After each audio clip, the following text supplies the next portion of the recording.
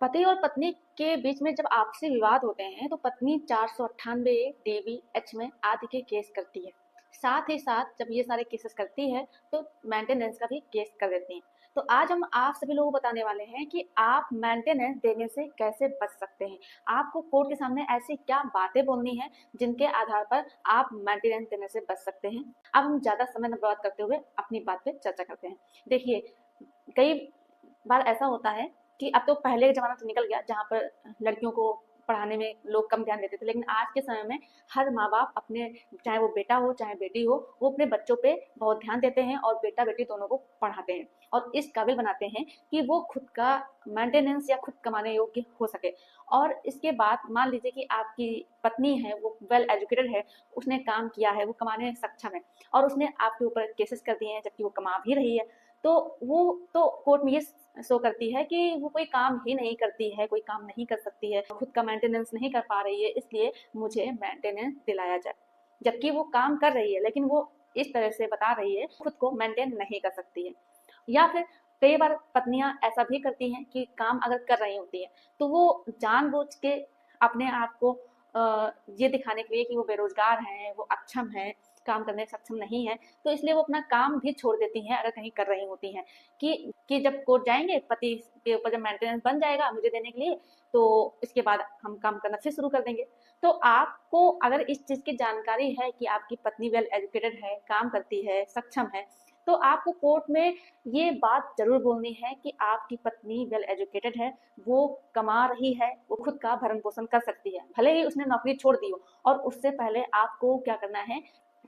कि जिस कंपनी में आपकी पत्नी काम कर रही है वहां से कुछ कागज लेके आने हैं या सैलरी स्लिप जो होती है वो लेके आना है, या कुछ भी ऐसी चीज कलेक्ट करना है, ऐसा साक्ष्य इकट्ठा करना है जिससे कि आप जब ये बात बोलो कोर्ट में, तो वहां पर कोर्ट में, क्योंकि बिना सबूत के आधार पर कोर्ट कभी भी निर्णय नहीं देती है, उसके लिए आपको साक्ष्य ले जाना पड़ेगा, कोर्ट को दिखाना पड़ेगा, कन्विंस करना पड़ेगा। इसके बाद कोर्ट को साक्ष्य देखने के बाद जो लगता है वही निर्णय देती है। तो जब आपके पास साक्ष्य होंगे, आप दिखा देंगे कि आपकी पत्नी काम करती है, इतनी सैलरी आती है, तो इसके बाद होगा ये कि आप मेंटेनेंस देने से बच सकते हैं, क्योंकि कोर्ट को भी ये लगेगा कि हाँ आपकी पत्नी काम करती है, खुद का भरण पोषण कर सकती है। अगर मान लीजिए कि आपकी पत्नी ने जानबूझ के केस करने के बाद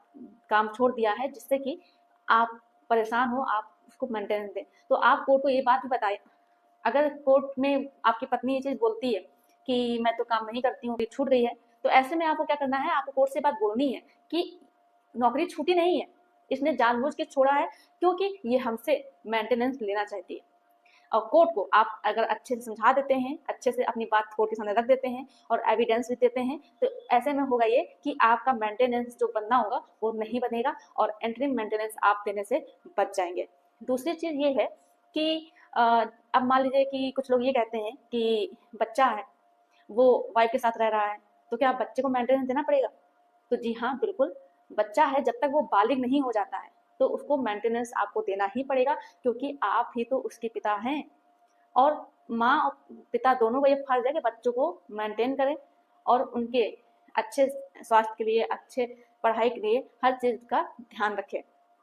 तो बच्चे को तो मेंटेन देना पड़ेगा, लेकिन अगर आप ये चीज कोर्ट में बोलते हैं कि आपकी वाइफ पढ़ी लिखी है, कमा रही है, वो कमा रही है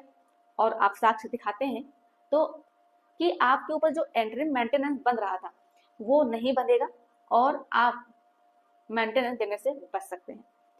तो आई होप जानकारी आपको जरूर समझ में आ गई हुई अच्छे से।